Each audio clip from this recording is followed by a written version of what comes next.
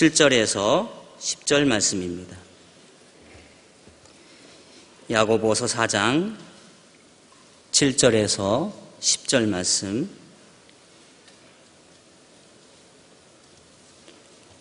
우리 다 같이 함께 읽겠습니다.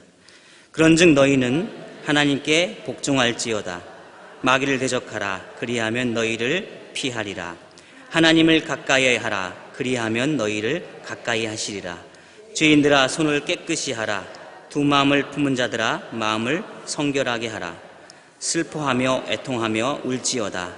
너희 웃음을 애통으로 너희 즐거움을 근심으로 바꿀지어다. 주 앞에서 낮추라. 그리하면 주께서 너희를 높이시리라. 아멘. 오늘은 세속에 대한 경건 두 번째 시간입니다. 우리 담임 목사님 나오셔서 이 시간에 우리에게 귀한 말씀 전해주시겠습니다.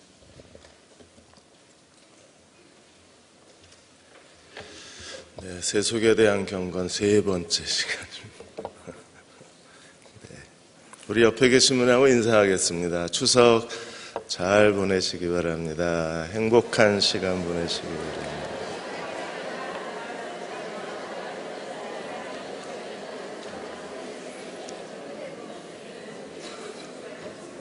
네, 오늘 지휘자님 지휘 멋있었죠. 성가대, 솔리스트, 피아노, 올게니 다 따로 음이 돌아갔는데 그걸 정확하게 잘 조화를. 부럽습니다. 왜냐하면 방학이 있으시잖아요. 계약하셨지만 저는 방학이 없어서. 네. 대흥교회가 새로운 좀 소문을 하나 만들어냈으면 좋겠습니다.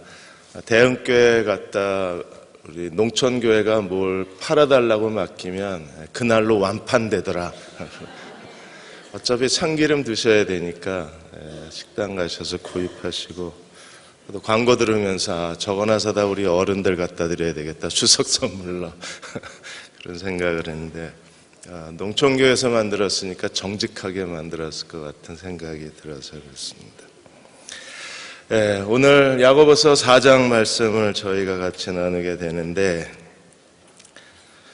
칼빈이 그런 말을 했습니다. 세상은 하나님의 영광을 드러내는 하나님의 극장이어야 된다 그랬어요. 그러니까 세상이 하나님의 무대입니다. 하나님의 극장입니다. 그런데 오늘 교회는 세상을 잃어버렸어요.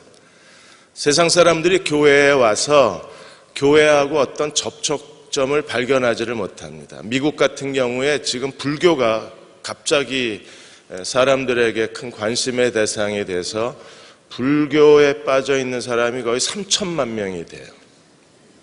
그렇게 많은 숫자가 불교로 돌아가는 이유가 거기는 명상을 하고 참선을 하잖아요. 그러니까 명상과 참선은 내가 나하고 대화를 하는 거예요.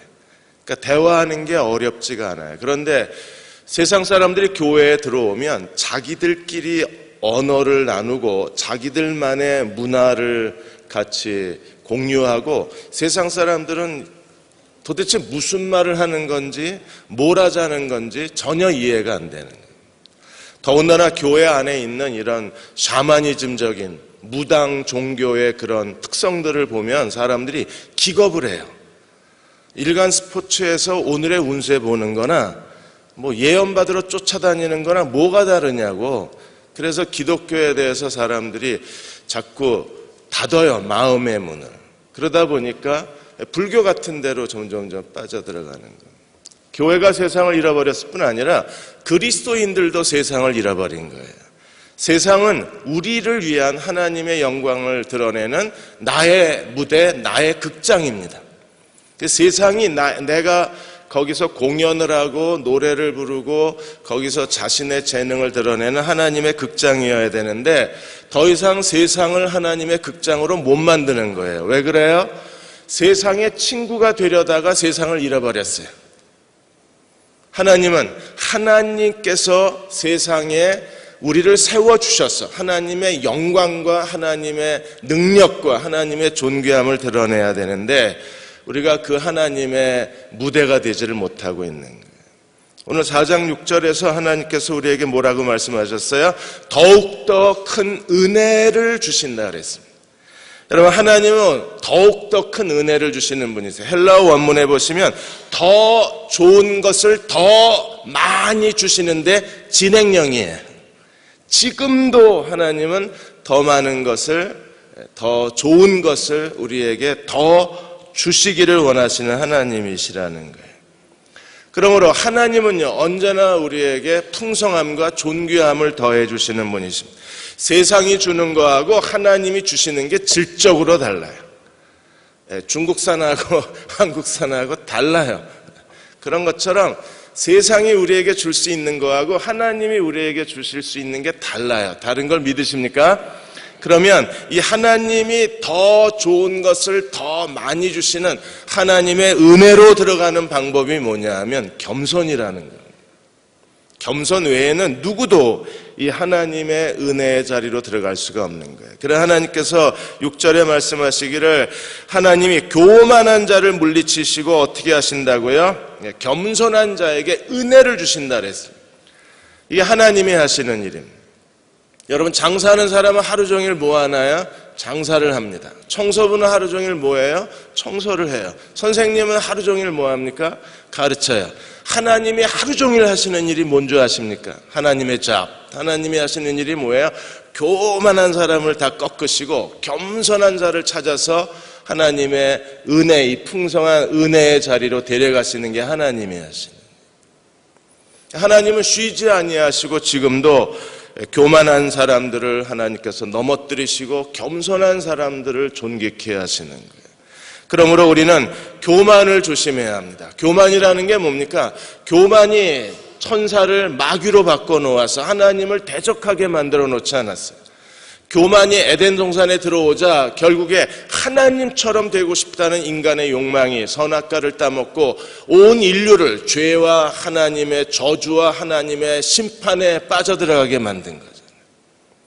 교만은 마귀의 가장 중요한 통치 수단입니다. 그러므로 우리가 교만을 조심해야 되는 거예요. 헤롯도 교만하다가 그의 인생이 하나님의 저주를 받았고 느부갓네살 왕도 그의 권력에 심취해서 교만하다가 결국 하나님이 느부갓네살을 가장 비참하고 수치스럽게 만들어버리고 말았습니다. 역대하 26장 16절에도 우시야 왕이 마음이 교만하여져서 결국 문능병자가 되어서 그의 일생을 가장 부끄럽고 고통스럽게 보내야만 했었어요.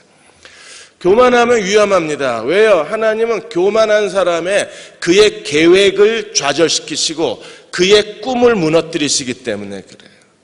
그러므로 우리는 하나님 앞에 힘써 겸손한 사람이 되어야 하는데, 그러면 겸손한 사람은 어떤 사람인가? 오늘 4장 7절에서 10절까지가 하나님께 대한 겸손이에요. 그리고 4장 11절 12절이 사람에 대한 겸손함입니다. 그리고 4장 13절에서 17절까지가 자신에 대한 겸손이에요.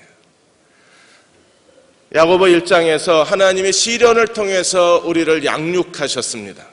하나님이 오늘도 나를 기르시는 하나님이신 걸 믿으시나요? 하나님 우리를 기르고 계세요. 어떤 사람으로 우리를 기르고 계십니까? 경건한 사람으로 만드시는 거예요.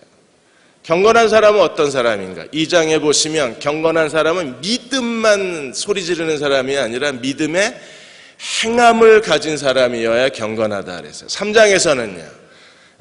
언어에 하나님의 지혜가 있는 사람이, 지혜로운 사람이 되어야 경건한 사람이 되는 거예요. 4장과 5장에서는 겸손한 사람이 경건한 거예요. 그래서 경건한 자라고 하는 이 추상적 이미지를 야고보는요, 우리가 눈으로 볼 수 있게끔 어떤 사람이 경건한 사람인가를 아주 분명하게 보여주고 있는 겁니다.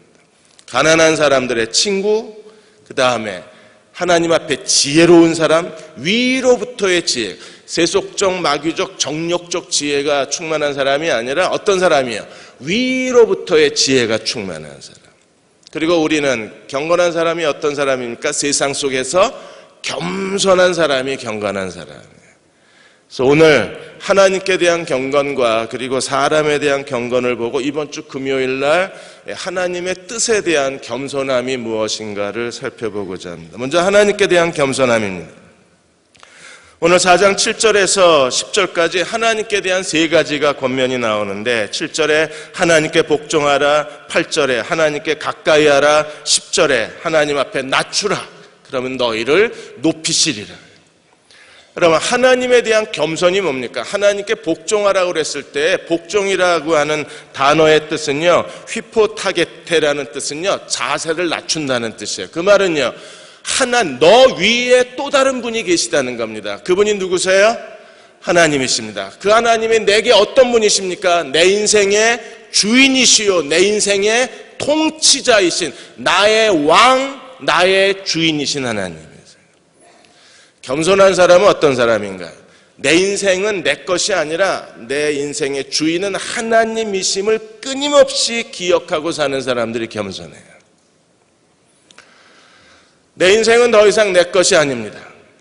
내가 가지고 있는 모든 것, 그리고 내가 하고자 하는 모든 일들, 그리고 내가 꿈꾸는 모든 일들이 다 내 인생의 또 다른 주인, 나는 내 것이 아니라 값을 주고 팔리운 바 되어서 우리는 어떤 사람이에요? 그리스도가 내 인생의 주인이심을 고백한 사람입니다. 그래서 우리가 예수님을 뭐라고 부릅니까? 주여 주여라고 부릅니다. 정말 예수님이 내 인생의 주인이신 게 맞으시나요? 하나님이 내 인생의 주인이시라면 우리가 제일 먼저 해야 될 일이 하나님께 복종하는 거예요.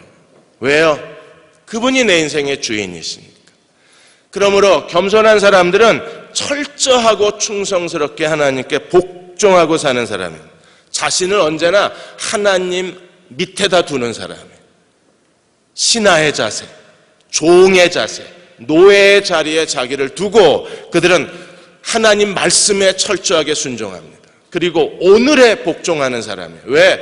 하나님이 오늘 나와 함께 하셔서 내 인생의 모든 일을 계획하시고 참새 2마리가 한 아싸리온에 팔리는 것도 하나님 허락 없이는 이루어지지 않는다고 했으니까 오늘 내 삶 속에서 일어나는 모든 환경이 하나님의 통제 아래에 있음을 믿고 그 하나님께 철저하게 복종하는 사람들, 그들이 겸손한 사람입니다. 이제 내일 모레면 추석 연휴인데 갑자기 며느리가 오른팔이 부러져서 깁스를 했다고 못 온다고 그럽니다.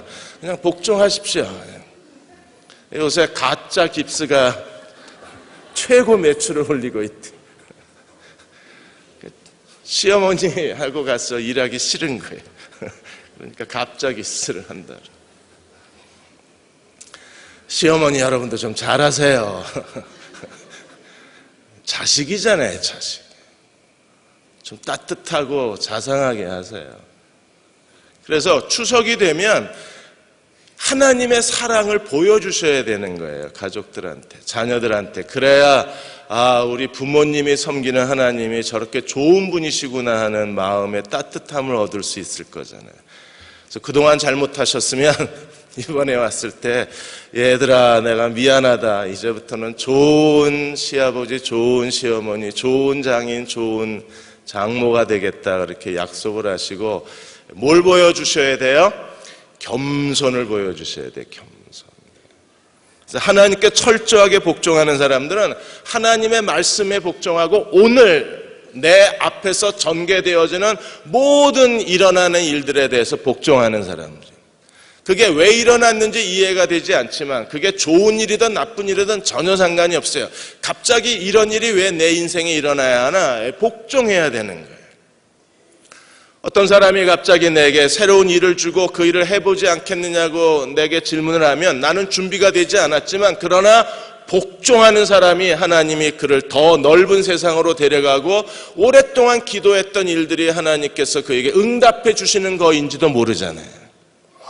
그리고 우리 안에 일어나는 어떤 불행한 일도 어떤 괴로운 일도 하나님께서 그 뒤에 하나님의 어떤 감추인 섭리와 하나님의 축복을 안에 숨겨놓으시고 오늘 내 인생에 그런 일들이 일어나게끔 허락하신 일이기 때문에 이 하나님의 주권, 하나님의 허락에 대해서 복종해야 돼요. 참새 5마리가 동전 2개 팔리는 것도 하나님 허락 없이는 이루어지지 않는다고 말씀하셨기 때문에 믿음의 사람들은, 겸손한 사람들은 철저하게 복종하는 사람. 그들은 하나님 앞에 겸손한 마음으로 자기의 내일과 미래를 의탁하는 사람들이요, 그리고 매일매일 하나님과 동행하기를 힘쓰는 사람들입니다. 마귀는 어떻게 하나요?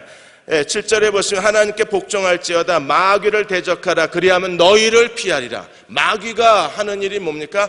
하나님께 복종하지 못하게 우리 마음에 염려를 주고 우리 마음에 온갖 오해를 불러일으키고 정말 이대로 괜찮을까 마음의 모든 근심을 불러일으키고 끊임없이 우리 마음을 혼란스럽게 해서 하나님께 복종하지 못하게 만드는 게 사탄의 역사입니다.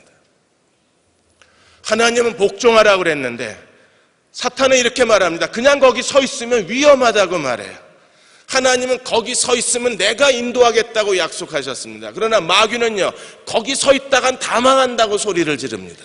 내가 누구의 말을 듣느냐에 따라서 하나님께 복종할 수도 있고 그 길을 벗어날 수도 있는 거예요.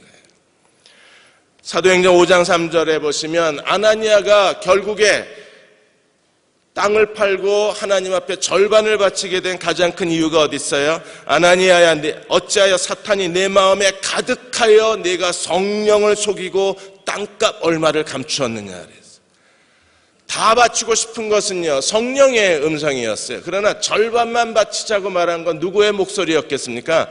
마귀의 목소리인 거예요. 그러니까 마귀는 하나님의 뜻을 따라서 하나님이 나에게 지시하신 대로 하나님이 내게 명령한 대로 복종하지 못하게 만드는 게 마귀의 역사예요. 마태복음 16장 23절에 보시면 심지어 이 사탄은요, 베드로를 통해서 누구까지 그 길을 가로막으려고 했어요? 예수님까지요. 그래서 예수님이 즉각적으로 베드로에게 뭐라고 말씀하셨습니까? 사탄아, 내 뒤로 물러가라. 마귀는 어떻게 해야 돼요? 우리가 대적하면, 경계만 하면 내 뒤로 물러가 소리만 지르면요, 마귀는 피하리라 그랬어요. 이미 하나님 예수께서 십자가에 죽으시고 부활하심으로 마귀를 정복하셨기 때문에 우리가 대적만 하면 솔깃해서 그럴까라고 관심만 기울이지 않으면 마귀는요, 우리가 무시하면 그냥 지나가는 거예요. 길거리에 지나가는데 갑자기 도를 아십니까? 이러고 따라오는 사람들이 있습니다. 어떻게 해야 돼요? 모르는 척 지나가면 지가 알아서 피합니다. 계속 우리 주변에 어떤 사람들이 와서 이것저것 해달라고 잡상인들이 와서 이렇게 저렇게 귀찮게 할 때 제일 좋은 방법은 뭐예요? 모르는 척 하면 그냥 가잖아요. 마귀도요, 모르는 척 하면 지가 알아서 가요. 그게 대적하면 피한다고 그러니까. 대적이라는 게 뭡니까? 보지 말라는 겁니다. 대항하라는 거예요. 그리고 아예 무시해버리라는 겁니다. 남편 무시하지 마시고 마귀를 무시하셔야 돼요. 괜히 무시해야 될 마귀는 자꾸 귀를 기울이고 그럴까? 그게 좋겠지? 이러고 받아들이니까 아나니아 사건이 터지는 거예요. 그걸 받아들이니까 우리가 자꾸 넘어지는 겁니다. 심지어 사단은요, 고린도후서 11장 15절에 보시면 거짓 교사들을 일으켜서 우리로 하여금 미혹하게 하는 게 사단의 역사예요. 사단은 할 수만 있으면 우리를 하나님께 복종하지 못하게 만든. 그렇게 되면 어떤 일이 벌어지나요? 우리는 하나님이 주시는 좋은 걸 얻을 수가 없는 거예요. 이사야 1장 19절에 하나님 말씀하셨습니다. 너희가 즐겨 순종하면 땅에 아름다운 소산을 먹을 것이라. 언제나 복종의 그 자리를 지켜가야 합니다. 하나님은 우리에게 약속하신 대로 땅에 아름다운 것으로 내게 먹이시겠다고 약속해 주셨기 때문입니다. 내 인생은 주님의 것이다 라는 책을 쓰셨던 그 선교사님이 계십니다. 선교사님 사모님이신데 이분이 강남에 사시는 동안에는 아주 세상 노예가 되셔서 그래서 예전에 자신에 대해서 쇼핑광, 여행광, 결벽증 환자 이 세 가지로 표현을 하셨어요. 그러니까 쇼핑 다니는 게 이분의 하루 일과의 대부분 중요한 일이었고 그리고 여행 다니는 걸 너무나 좋아하셨어요. 그 사람들에 대한 결벽증도 커서 사람들을 만나는 거에 대해서 아주 예민하게 반응을 해서 주변 사람들이 별로 안 좋아하셨던 것 같아요. 그런데 이분이 예수 그리스도를 인격적으로 만난 다음에 자기가 이제는 죄의 종이었다가 이제는 의의 종이 됐다는 사실을 깨달아요. 남편이 선교사로 나간다고 그랬을 때 남편 바지를 붙잡고 절대 갈 수 없다, 가려면 날 죽이고 가라, 이렇게 소리 질렀던 여자가 남편하고 같이 중국 선교사로 나간 거예요. 이제는 자기는요, 회심을 통해서, 구원의 변화를 통해서 하나님의 은혜를 체험하고 하나님께 복종할 줄 아는 사람이 됐다는 게 이 책에서 그녀의 그 선교사님의 간증이에요. 하나님의 은혜 가운데 서 있는 사람들은 어떤 사람들입니까? 하나님께 복종할 줄 알게 된 거예요. 전에 자신의 예전 모습을 생각하면 너무나 부끄럽다 그랬어요. 이제는요, 복음을 증거하는 일에, 전에는 자기가 세상적 그리스도인이었는데 이제는 세계적 그리스도인이 되어서 복음을 땅끝까지 전파하는 일에 자기 목숨을 하나님께 기꺼이 제물로 드린다고 고백하는. 두 번째로 우리는 4장 8절에 하나님을 가까이 하라 그랬어요. 하나님을 가까이 하라. 그러면 너희를 가까이 하리라. 누가 먼저 가까이 가야 돼요? 저희가. 하나님을 가까이 하라. 그러면 너희를 가까이 하시리라. 여러분, 하나님 우리 곁에 가까이 오시면 다 잘 될 수밖에 없겠죠. 당연히. 하나님이 어디쯤 계십니까? 어떤 분이 저한테 100m 미남이라고 이메일 쓰셨는데 빨리 이게 좁혀져야 될 텐데. 하나님이 어디쯤 계세요? 한 1km 바깥에 계십니까? 아직도 경부선 타고 이제 신탄진 지나오셨나요? 우리가 하나님을 내가 먼저 가까이 가야 하나님이 우리 곁에 가까이 오시는 거예요. 그래서 시편 145편 18절에 보시면 여호와께서는 자기에게 간구하는 자, 간구하는 모든 자, 곧 진실하게 간구하는 모든 자에게 가까이 하신다 그랬어요. 하나님이 가까이 하시면, 진실하게 간구하시면 가까이 하신다 그랬는데, 하나님이 가까이 하시면 어떤 일이 일어나나? 여러분, 우유가 계속 변신을 해서 가장 많이 최대 히트를 때린 제품이 검은콩 우유입니다. 사람들이 검은콩이 성인병 예방, 다이어트, 건강에 좋다는 게 알려지면서 이 검은콩 우유가 한때 매출이 굉장히 급상승을 하고 한동안 이 검은콩 우유의 매출을 따라오는 우유가 없었어요. 그런데 이 검은콩 우유를 개발하신 분이 누구냐 하면 롯데 우유의 김혜원 사장입니다. 이분이 새벽에 나가서 기도를 하는데, 하나님 앞에 기도하는데, 하나님, 내가 이제 새로운 제품을 만들어야 되는데 하나님 제게 아이디어를 주십시오 하는데, 새벽 기도하다가 언뜻 깨달은 게 요즘 막 검은콩에 대한 매스컴에 정보가 많이 넘치고 있는데, 이걸 가지고 우유를 만들면 어떻게 하는 생각이 드는 거예요. 그래서 연구진들한테 이 검은콩 가지고 우유를 만들어 보라고 시키고, 그게 데이트를 친 겁니다. 검은콩 우유 많이 드십시오. 이게 하나님이 주신 아이디어로 만든 우유입니다. 그 바나나 우유 맛도 없는 거 드시지 마시고 그 바나나 향 우유예요. 바나나 한 조각도 안 들어있어요. 애들 그거 먹이지 마시고 검은콩 우유는 진짜 검은콩 들었대요. 그리고 이게 하나님이 아이디어로 주신 거니까 이건 하나님이 제품 보증하실 거 아니에요, 어쨌든. 그리고 이게 어디서 왔어요? 하나님이 가까이 오셔서 주신 아이디어예요. 우리가 먼저 하나님께 가까이 가면 하나님이 내 곁에 가까이 오시겠다고 약속. 내가 중요한 거예요. 내가 먼저 행동해야 되는 거예요. 하나님을 가까이 하기 위해서 오늘 어떤 사람이 돼야 합니까? 가장 중요한 두 가지가 뭐예요? 예배와 헌신입니다. 하나님은 오늘도 온 땅을 두루 감찰하셔서 전심으로 자기를 예배하는 사람을 찾으신다 그랬어요. 요한복음 4장에서도 주님께서 사마리아 여자와 대화를 나누시면서 나는 예배하는 자를 찾고 있다고 그러셨어요. 우리는 어떻게 예배 드려야 합니까? 신령과 진정으로 예배를 드려야 합니다. 왜요? 하나님이 그렇게 예배하는 사람을 찾고 계시기 때문에. 저희가 지금 수요일 낮 예배를 드리고 있는데, 여러분 누가 진정으로 하나님이 찾으시는 예배자로 이 예배를 드리고 있는가요? 마음을 다해서 신령과 진정으로 자기의 마음을 다 쏟아부어서 매 시간 그 예배에 자기의 전부를 쏟아놓는 사람들, 그들이 하나님을 가까이 가는 겁니다. 그냥 습관적으로 앉아서 예배 드리고 예배를 즐기려고 앉아있고 시간 때우려고 앉아있고 의무적으로 앉아있고 무표정하게 앉아있으면 예배가 아닌 거예요. 예배를 드렸지만 예배는 아닌 겁니다. 이스라엘 모든 백성들이 하나님 앞에 제물을 드리고 제사를 드리고 예배를 드렸는데도 하나님은 선지자를 통해서 탄식하시기를 나는 전심으로 나를 향하여 예배 드리는 자를 찾으신다고 말씀하셨으면 하나님이 기대하시는 예배자가 얼마나 어려운가를 우리에게 보여주시는 거잖아요. 한 번 한 번 예배 드릴 때마다 마음을 다해서 예배를 드리십시오. 그래야 하나님이 우리 곁에 가까이 오시는 거예요. 하나님께 헌신할 때에도 그냥 습관적으로 헌신하지 말고 우리의 마음과 뜻과 힘을 다해서 아무리 작고 사소한 거라도 온 마음을 다해서 하나님께 헌신하면 하나님이 가까이 오시는 거예요. 노동과 기도 수련회 다녀오신 장로님들이 저하고 조찬을 하고 식사 잠깐 하는데 아주 잠깐 간증을 하시는데 왜 우리가 농촌교회에 가서 그분들에게 노동이 뭔지 기도가 뭔지 그리고 새로운 하나님의 은혜를 체험하셨다는 거예요. 여러분, 하나님의 은혜를 체험했다는 건 무슨 뜻입니까? 하나님이 내 곁에 계신 게 느껴졌다는 거잖아요. 하나님의 임재가 느껴진 거고 하나님이 가까이 오신 게 느껴진 거잖아요. 뭘 통해서? 노동과 기도 수련회를 통해서.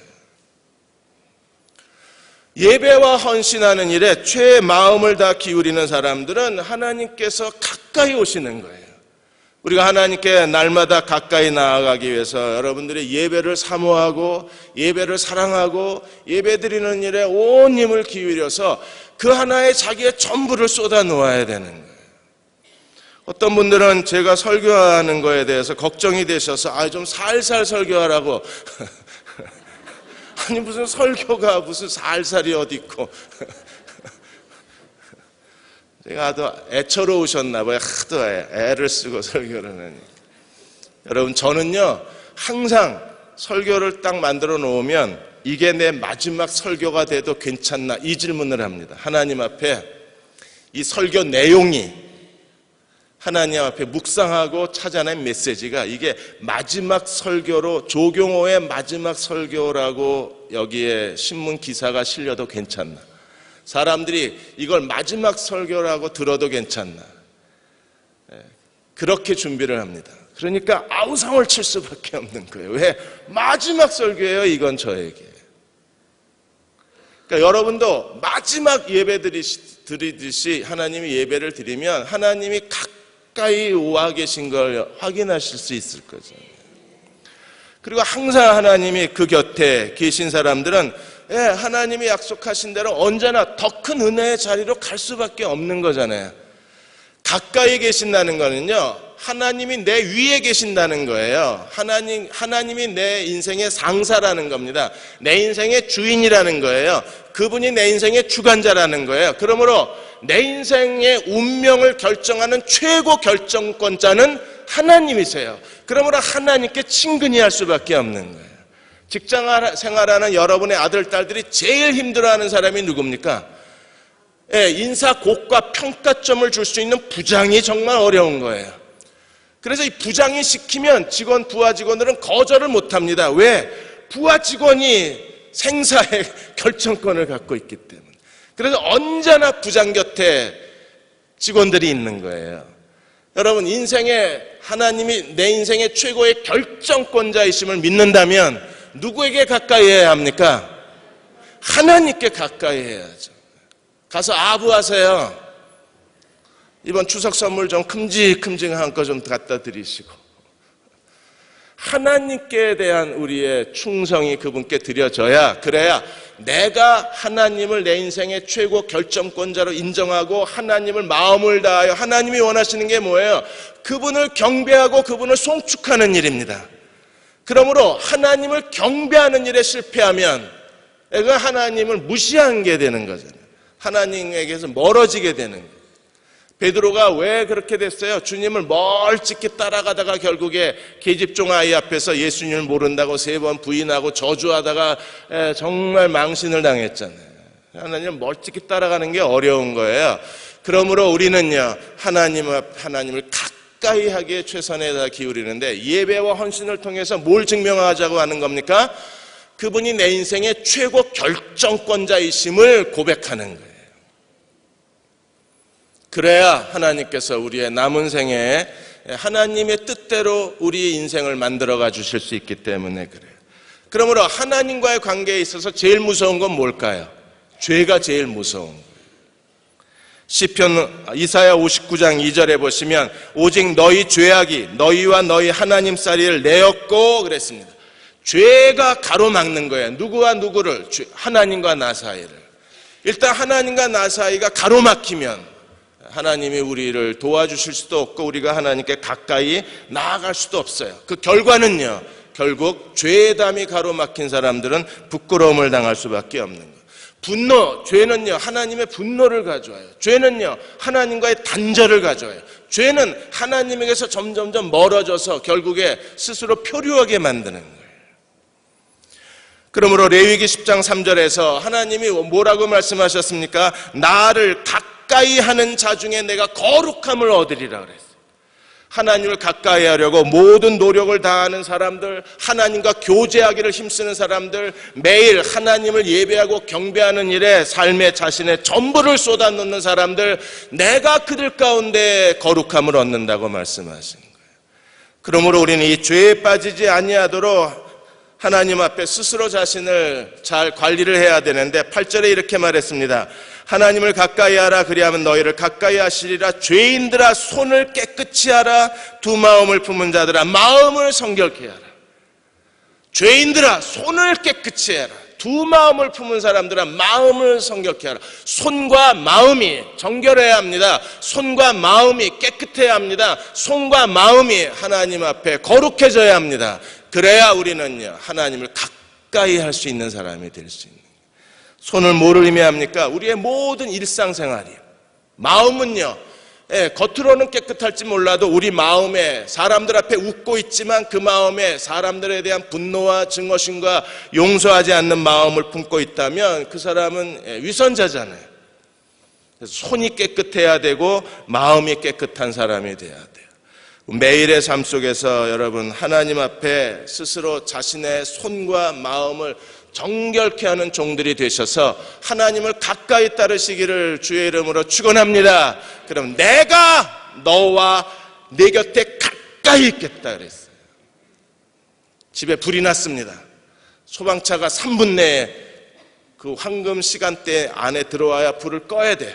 사람을 살려야 돼요. 119 전화를 걸었는데 소방차가 20분 30분 만에 옵니다. 집 다 타버리는 거예요. 하나님과 우리의 관계도 같은 거예요. 하나님이 언제나 곁에 계셔야 돼요. 내 곁에 가까이 계셔서 나를 도우시고 가까이 계셔서 내 걸음을 인도하시고 가까이 계셔서 내 기도를 들으시고 가까이 계셔서 하나님께서 내 인생의 문을 열어주셔야 되는 거예요. 그러려면 손이 깨끗하고 마음이 성결해야 되는데 어떻게 손이 깨끗하고 마음이 성결해질 수 있나? 4장 9절에 보면 자기 관리의 비결에 대해서 가르쳐 주셨는데 슬퍼하며 애통하며 울지어다. 너희 웃음을 애통으로 너희 즐거움을 근심으로 바꿀지어다. 슬퍼하라 애통하라 울라 그랬어요. 즐거움을 바꾸라 그랬습니다. 즐거움을 근심으로 바꾸고 웃음을 애통으로 바꾸라. 그러면 하나님이 웃는 거 싫어하시나요? 하나님은 우리가 즐거워하면 싫어하시나요? 우리가 행복하는 걸 하나님이 원치 않으시나요? 아니, 그런 뜻이 아닙니다. 즐거움과 그리고 이 웃음을 하나님이 경계하시고 싫어하신다는 게 아니라 우리 마음에 자기 자신의 영적 상태에 대한 경건한 슬픔, 하나님의 뜻대로 살지 못하는 것에 대한 깊은 죄책감, 내가 하나님 앞에 더 자신을 드리지 못한 자기의 부족함을 인식하는 마음, 이 거룩한 죄책감을 가지라는 거예요. 마음의 거룩한 죄책감이 무거울수록 클수록 그리고 그게 견고할수록 그들은요 더 정중한 태도로 하나님께 나아가는 사람들이에요. 그들은 가볍지가 않아요. 변덕스럽지가 않아요.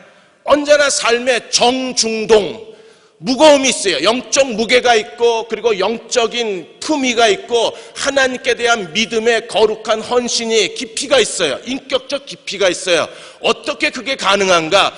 스스로 자기를 슬프게 하는 겁니다. 이걸 경건한 슬픔을 만들어낸다 그래요. 네, 모든 게 즐겁고 행복합니다. 그러나 행복하다고 해서 거기에 우리가 자칫 잘못하면 그 행복 때문에, 즐거움 때문에 죄를 질 수도 있고, 또 방종할 수도 있고, 원치 않은 행동을 할 수도 있잖아요. 이번에 별 4개짜리 장군 한 사람이 술에 만취해가지고 고속도로 휴게소에서 추태를 벌이다가 품위 손상죄로 잘렸습니다. 와, 대한민국이 이제 이런 것도 하네요. 품위 손상죄로 직위 해제가 되셨어요. 잘하셨어요.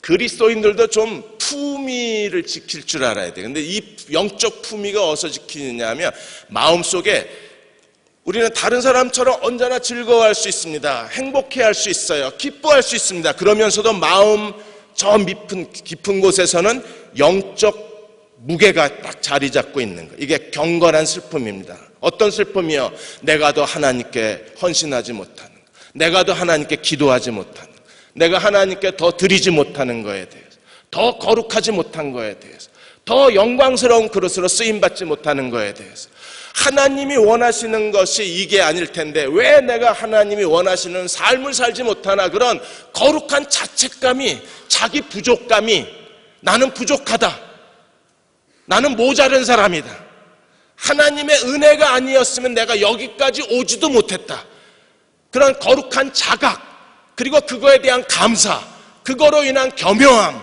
그게 너무나 크게 마음속에 자리 잡아 있는 사람들, 움직이질 않아요. 흔들리질 않아요. 사람이 가볍지가 않아요. 이런 사람들이 언제나 손이 깨끗해요. 마음이 성결해요. 생각하는 거하고 마음이 같아요. 앞뒤가 다르지 않아요. 이런 사람이 어떤 사람입니까? 하나님을 가까이 하는 겁니다. 왜? 내 인생은요, 하나님이 언제나, 어저께 저희 집에 무슨 벌레가 한 마리 돌아다니는데 저는요, 불쌍해서 내버려둬요. 왜? 이게 19층이거든요.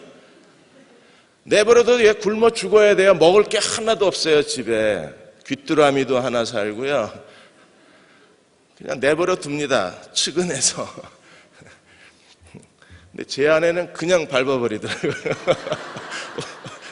무서워, 아내를 볼 때마다.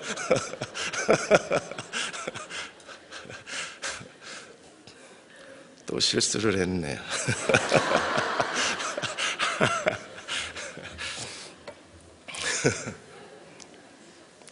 이 얘기가 왜 나왔지? 순간 당황했어요. 그러니까 하나님께서 내 인생의 주관자라는 사실, 그냥 하나님이 언제나 원하시면, 이 얘기 하려고 그랬구나. 하나님이 원하시면 그냥 나 슬쩍 밟으면 가요.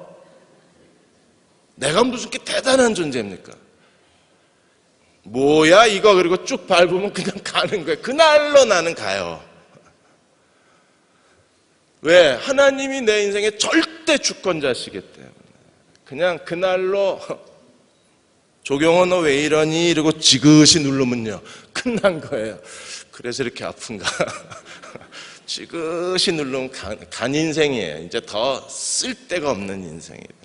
그래서 우리는요, 더 겸손한 마음으로 온 마음을 다해서 어떻게 해야 합니까? 하나님을 가까이 해야 되는 거예요. 그분을 기쁘시게 섬기는 일에 온 힘을 다 기울여야 합니다. 근데 이 경건한 슬픔을 갖지 못하는 이유가 어디 있느냐 하면, 폴 홉킨스가 YWCA 그 예수전도단에서 아주 뛰어난 영적 지도자로 많은 사람들에게 존경을 받는 분이신데, 이 폴 홉킨스가 항상 훈련생들에게 이런 말을 합니다. 매일 성경 읽기를 멈추지 마라. 매일 성경 읽기를 멈추면 그날 분량의 은혜, 그날 분량의 겸손함, 그날 분량의 경건함, 그날 분량의 하나님의 은혜를 잃어버린다는. 하나님의 음성을 듣는다고 쫓아다니지 마라. 하나님의 지금 왜 하나님이 우리에게 음성을 왜 들려주시냐? 왜? 이미 기록된 말씀이 있는데 여기서 들어라. 성경만 펴면 언제든지 너는 하나님의 음성을 들을 수 있다. 그래서 이분이 쓴 책이 성경, 하나님의 음성을 듣는 건 은사가 아닙니다. 이 책을 쓰신 거예요. 하나님의 음성을 듣는 건 성경이에요. 여러분 펴시면 언제든지 우리가 하나님의 음성을 들을 수 있어요. 그날 성경을 펴고 성경을 읽고 묵상해서 하나님의 음성을 들으면 그 말씀이 우리에게 경건한 죄책감을 주고 거룩한 자기 부족을 알게 하고 하나님 앞에 자기를 낮아지게 만들기 때문에 그들은요 그날 하루 종일 하나님께 가까이 갈 수 있는 거예요.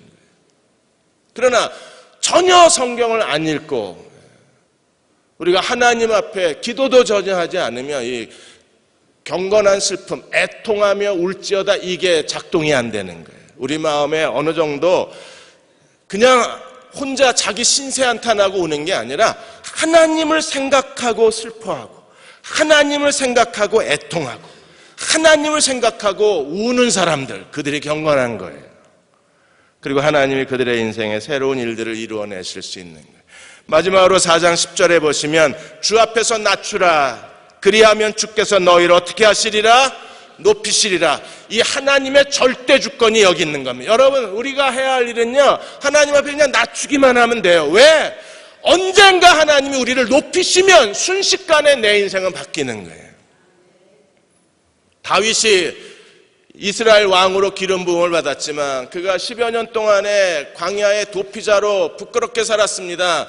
힘들게 살았습니다. 삶에 정처가 없었습니다. 안정감이 없었습니다. 그가 누군지 사람들이 잊혀져 갔습니다. 그러나 하나님이 때가 되며 하나님이 높이시자 하나님이 순식간에 다윗을 통하여 하나님의 메시아의 국가를 이루어내시고 메시아의 그 길을 예비하시는 하나님의 섭리가 역사하기 시작하는 거예요. 때가 되면 되는 거예요. 요셉이 감옥에 있었지만 요셉이 어디 있느냐는 그렇게 중요하지 않습니다. 왜요? 하나님은 요셉을 높이실 수 있는 권능을 갖고 계신 전능하신 하나님이시었기 때문에 요셉이 누명을 쓰고 보디발 장군의 정치범 수용소에 갇혀 있다고 할지라도 아무 문제가 안 되는 거예요. 때가 되면 하나님이 높이시는 겁니다. 그러므로 자기를 낮춰라. 제발 좀 겸손해라. 겸손해야 하나님이 높이신다는 거예요. 예수님도 그러셨잖아요. 누가복음 14장 11절에 자기를 낮추는 자는 어떻게 되고 높아지고 자기를 높이는 자는 하나님이 어떻게 하시고요? 낮아지게 만드신다는 거예요. 낮춘다는 게 그게 겸손한 겁니다. 베드로전서 5장 6절에서도 하나님의 능하신 손 아래서 자기를 낮추라. 겸손하라. 하나님이 어떻게 하신다고요? 때가 되면 너희를 높이시리라. 사람에 대한 그 겸손함은 우리 금요일 날 다시 말씀을 나누고요. 여러분들이 이삭 장애인 선교의 대표이신 정수만 집사님 간증을 들으셨는지 모르겠어요. 이분이 그 치과 의사예요. 결혼하고 행복하게 일남 2녀를 두셨습니다. 정말 행복한 가정이었어요. 그러다 1985년 4월에 아내가 다른 남자하고 모텔에 들어가는 걸 목격하게 됩니다. 그리고 이 남자가 정신없이 쫓아 들어가요. 그리고 그 남자하고 이 다투는 과정에서 난로가 거기 겨울 난로가 있었는데 그 난로를 아내한테 던져요. 아내가 그걸 잘못 맞고 숨지는 사건이 일어납니다. 이게 계획된 게 아니고 부지 중에 일어난 일이었는데 법정에서는 이걸 계획된 살인으로 보고 사형을 언도해요. 그래서 이제 죽을 날만 기다리고 있는. 근데 하나님이 그 감옥에서 이분한테 장수만 집사한테 손을 내미세요. 거기에 누가 들어와 있었느냐 하면 교통사고를 내고 그 인사사고를 내고 감옥에 들어와 있던 전도사님 한 분이 남자 전도사 한 분이 들어와 있었는데 이분이 그렇게 인품이 좋은 사람이었어요. 그래서 이 장수만 집사한테 계속 복음을 전했습니다. 사형수니까 더 열심히 복음을 전했는데 이 사람이 대답을 안 했어요. 그리고 이제 전도사님은 재판을 받고 이제 이송이 됐는데 이 사람이 혼자 남은 거예요. 그러나 어느 날 어젯밤처럼 정말 비가 많이 쏟아지는데 갑자기 울컥하더래요. 자기도 모르게 울컥하더니 그 전도사가 전해준 복음이 다 생각이 나는 거예요. 예수님이 십자가에 당신의 죄를 위해서 돌아가셨다. 그 예수를 믿기만 하면 당신의 모든 죄가 사함받는다. 이렇게 죽으면 넌 지옥이다. 이렇게 죽으면 넌 정말 멸망받은 인생이다. 이렇게 죽으면 자식들한테 도대체 뭐라고 그럴 거냐. 제발 예수 믿고 구원받아라. 그 말이 생각이 나서 이분이 주님 앞에 엎드려서 철저하게 회개를 합니다. 그리고 거기 옆에 뭐 목사도 없고 누구도 없는데 그냥 하나님이 자기의 모든 죄를 다 용서하셨다는 그 확신을 갖게 돼요. 그리고 매일 밤 기도를 합니다. 근데 2심에서 무기징역으로 바뀌어요. 사형이었다가 무기징역으로 바뀌게 됩니다. 그때 무기징역 선고되는 순간에 이 장수만 집사가 하나님 앞에 서원을 해요. 하나님, 살려만 주시면 내 남은 생에 주님께 드리겠습니다. 무기징역을 받았기 때문에 감옥에 나갈 기회는 이 사람에게 별로 없는 거예요. 그런데도 만일에 단 하루라도 세상에 나갈 수만 있으면 내가 하나님을 위해서 그리고 고통받는 사람들을 위해서 살겠습니다. 그때부터 사회복지 장애인 사업에 대한 책을 무려 500권이나 갖다가 읽고 완전히 다 정리를 해놔요. 왜?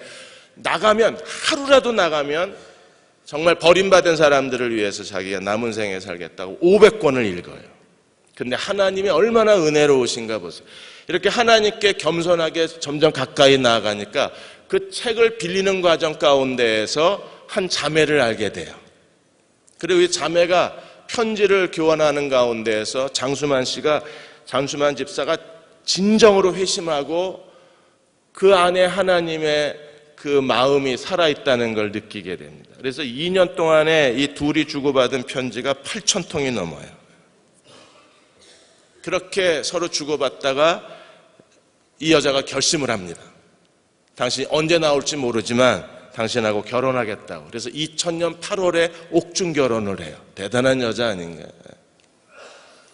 이 사실이 알려지면서 2001년 8월 15일 날 광복절 특사로 풀려납니다. 그래서 이 부부가 세운 그 장애인 단체가 이삭 장애인 선교단체예요. 그러니까 인생의 밑바닥에서 하나님께서 그에게 새로운 인생에 도전을 주신 거예요. 여러분, 이게 하나님의 주권입니다. 이게 하나님의 은혜라는 거예요. 우리가 그 은혜로 말미암아 지금까지 살았잖아요. 그리고 앞으로도 이 은혜 가운데 사는 종들이 돼야 합니다. 그러려면 하나님께 대한 겸손을 가져야 돼요. 어떻게 하라고요? 하나님께 복종해라. 하나님을 가까이 해라. 하나님 앞에 낮춰라. 하나님이 때가 되면 하나님께서 우리를 높여주실 거예요. 그러한 하나님의 은혜 가운데 더 큰 은혜를 주시는 하나님과 함께 하나님을 예배하고 동행하시는 믿음의 종들이 되시기를 주의 이름으로 축원합니다. 겸손한 자에게 은혜를 주신다고 하셨는데 주님, 두려운 마음으로 겸손한 자로 하나님을 예배하고 섬기는 저희 모두가 되게 하여 주옵소서. 살고 죽는 게 하나님 손에 있습니다. 부하고 가난해지는 게 주의 손에 있습니다. 귀족의 자리에 앉거나 진토의 가난한 자리에 머무르거나 모든 게 다 하나님의 결정에 달려 있습니다. 그 앞에 겸손케 하여 주옵소서. 날마다 하나님께 복종케 하시고 하나님을 가까이 하게 하여 주시고 자기를 낮출 줄 아는 경건한 겸손의 사람들 되게 해 주셔서 하나님께서 칭찬하시고 보배롭게 여기시고 내가 너를 반드시 높이리라 주의 약속이 이루어지는 주의 거룩한 백성으로 기름 부어 주옵소서. 지금 우리를 죄에서 구원하신 우리 주 예수 그리스도의 은혜와 하나님 아버지의 크신 사랑하심과 성령의 인도하시고 도우신 은혜가 오늘 함께 예배드리고 돌아가는 모든 교우와 가정과 자녀들과 기도하고 계획한 모든 일들과 그리고 이 민족과 이 땅의 모든 교회와 그리고 아직도 실종자들을 슬픔 가운데 기다리고 있는 세월호 가족들 위해 지금부터 영원히 함께 하시기를 간절히 축원하옵나이다. 아멘.